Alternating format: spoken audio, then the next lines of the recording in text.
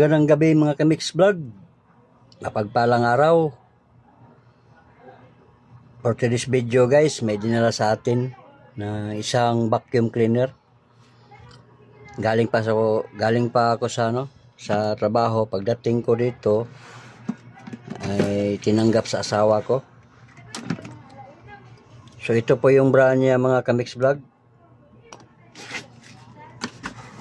Vacuum cleaner siya, homemaker. Yan.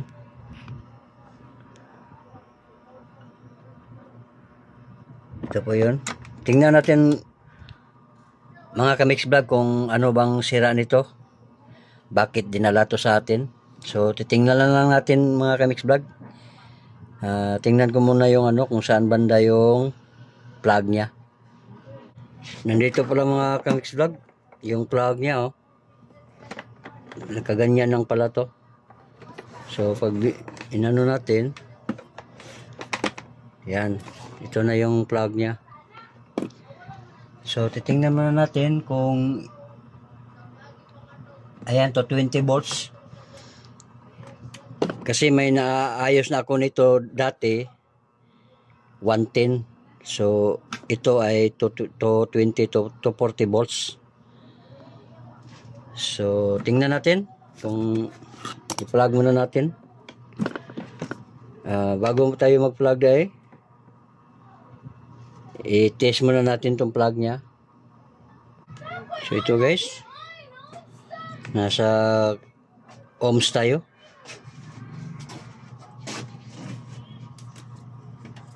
Wala.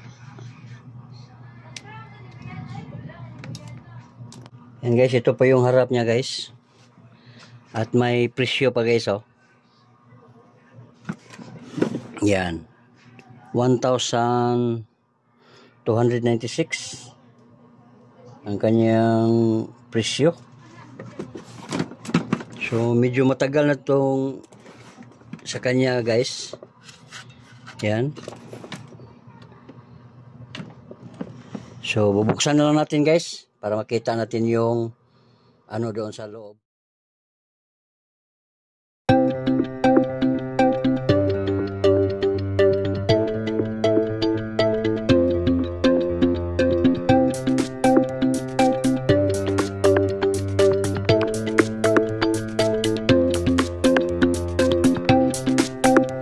Guys, may screw pa yan dito guys dalawa yan magkabilaan. So hindi natin yan sa Phillips screw guys, hindi natin mapasok yung screw natin. So ito lang gawin nyo guys, sikutin nyo lang dito yan, dito yan, sikutin nyo lang ganyan para mabunot natin ito. Gadahan lang para hindi siya mabasag. Yan guys ganyan na pagtanggal guys.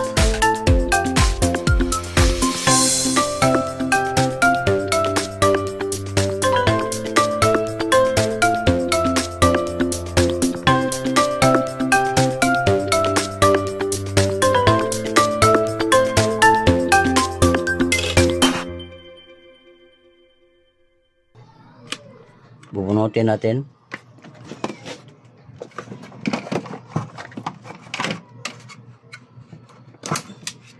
Ito po yung board niya guys, maliit lang.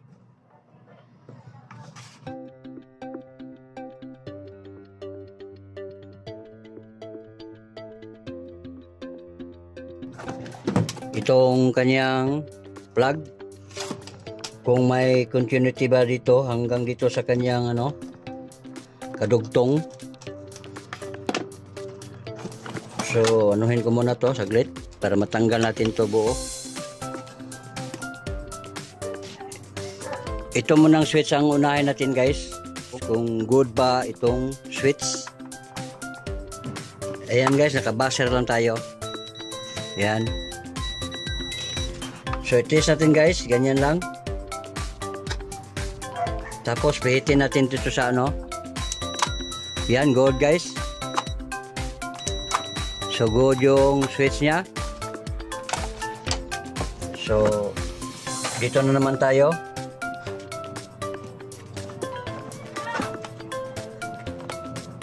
Ayan guys.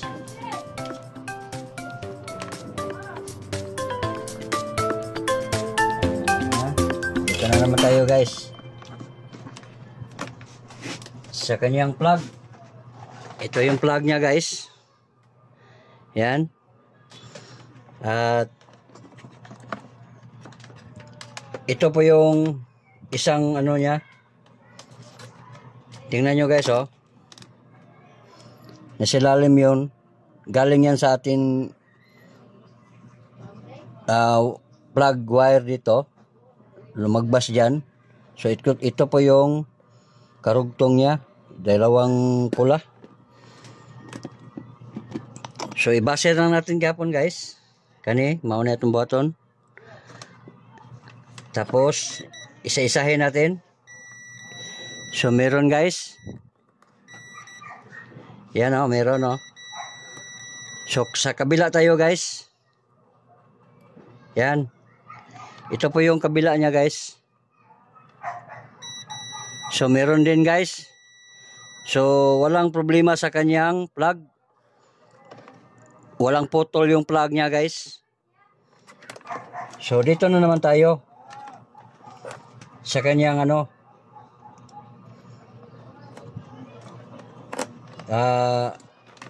So titingnan muna natin, i-plug muna natin to. Tapos mag-testing tayo dito kung may 220 ba na pumapasok dito. Okay, assemble ko muna yung switch, saglit lang. So di na lang natin tinanggal yung switch guys. Ito yung dalawa ay galing to sa switch. So ipag-dikit lang natin to. Ganyan lang. So may contact na yan. So tipan lang natin para hindi siya maghiwalay. Yan. So mag-test tayo ngayon kung may 220 ba tayong nakuha dito. Dito.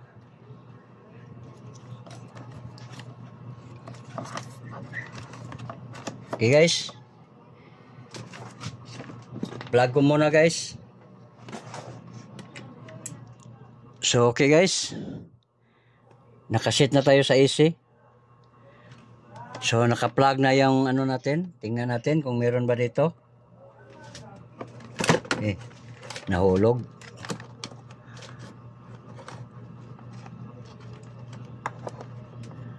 So yan, klaro ba nyo? Ay ano natin? Yan. So galing sa ating plug guys, ito po yon. So may 227 volts tayo. So tingnan natin dito kung nakaabot ba dito yon. Tumawid yan dito. May kapasitor tayo dito na ano, mylar kapasitor. So titingnan natin. Ayan.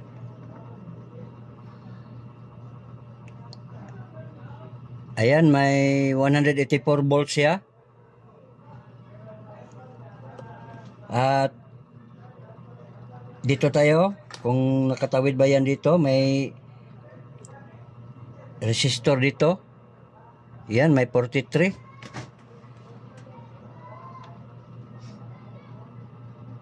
Tapos dito tayo guys, kung nakatawid ba yan dito. Yan, may 36. Dito papunta na to sa ano, sa kanyang motor. May 37 tayo. So ibig sabihin guys, good ang ating board. So punta muna tayo doon sa kanyang ano. Punta tayo dito sa kanyang motor. Kasi good yung out niya.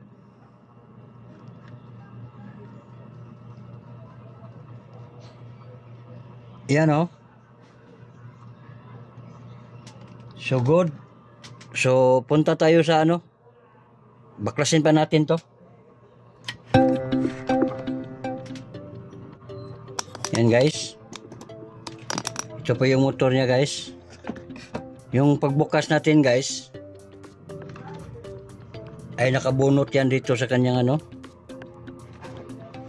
Itong kanyang isang wire na papuntang motor sa ating ano, carbon. Nabuno to guys.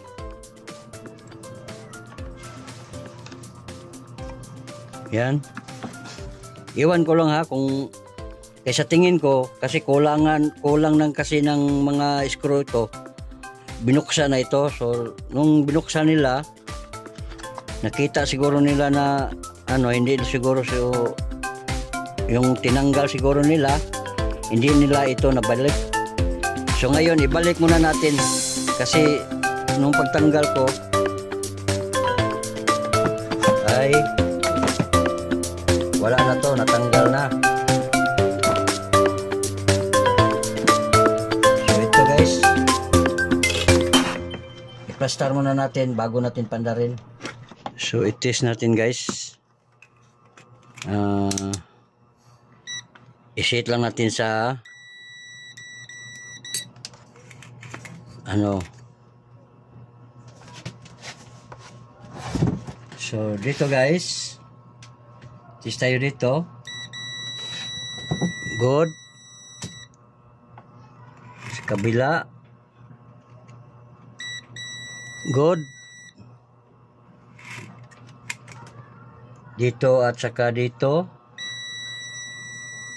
Good. Sa kabila. Good.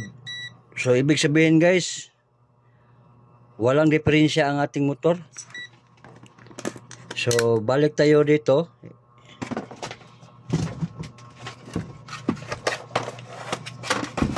Kasi nano natin to. Baka nandito sa kanyang isang switch, sa kanyang sliding switch, sa kanyang high and low. Ito min and max. So baka ito lang yung sira guys. So tanggalin natin to para makita natin at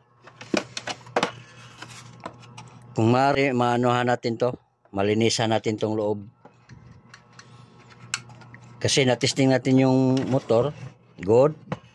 Tapos yung board natin, good rin. So wala tayong problema dito at wala tayong problema dito.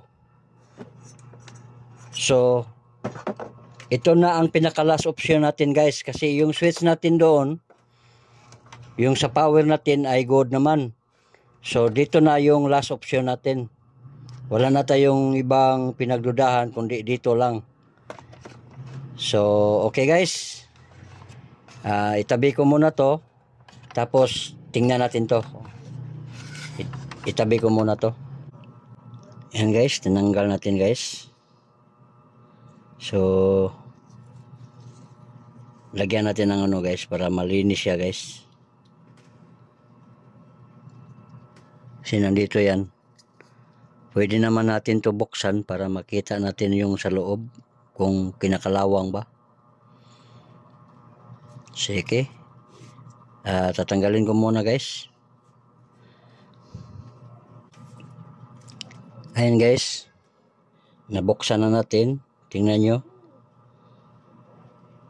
sobrang ano na niya. So linisan na natin to guys, tapos ibalik natin pati itong ano niya, pins niya. Siya po yung mag-contact dito. Ito po yung high and low switch. Okay, linisan ko muna saglit guys. Gamit lang tayo ng liha guys.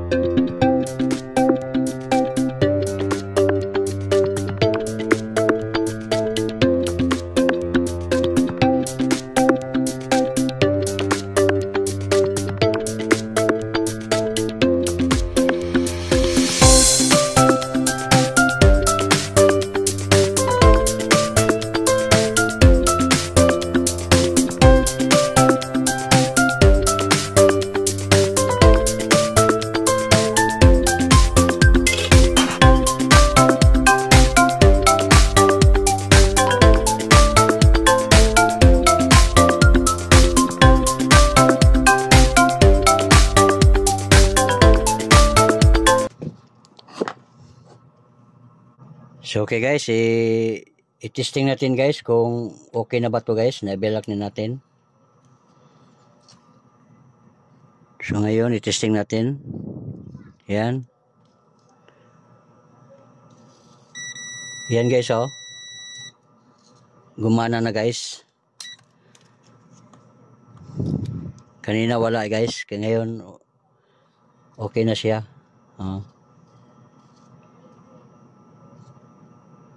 Yan guys.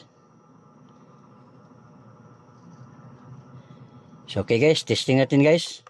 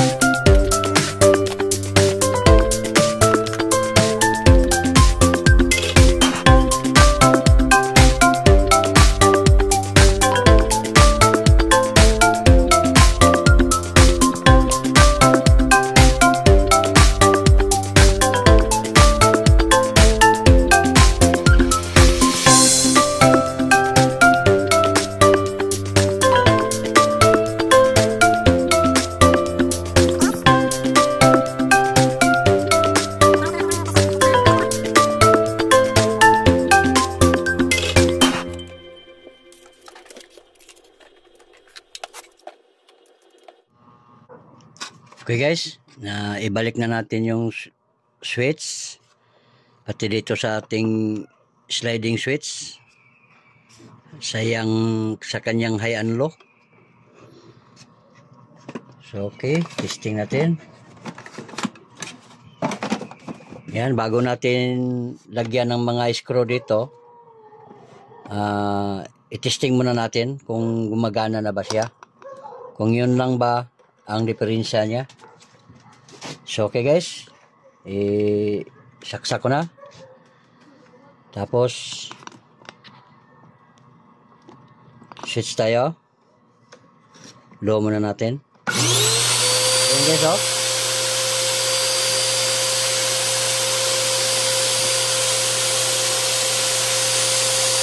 Gumagana na guys. So yun lang ang diferensya guys.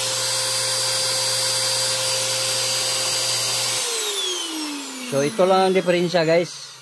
Kaya walang power kanina. So ngayon, good na siya. So ito lang yung salarin guys kung bakit hindi siya gumagana kanina. So ulitin natin.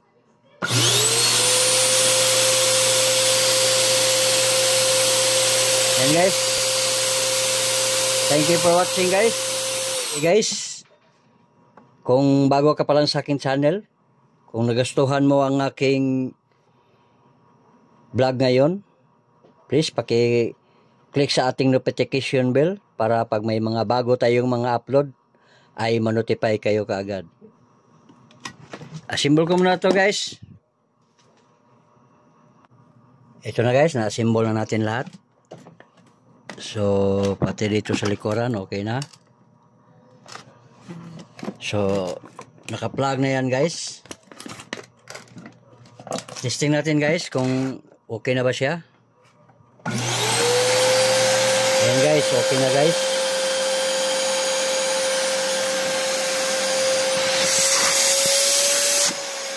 Ayan guys, okay na siya guys. Lakas yung higop niya guys. Thank you guys. Bye bye everyone. God bless. Sana may nakuha kayong kunting kaalaman. Bye bye everyone.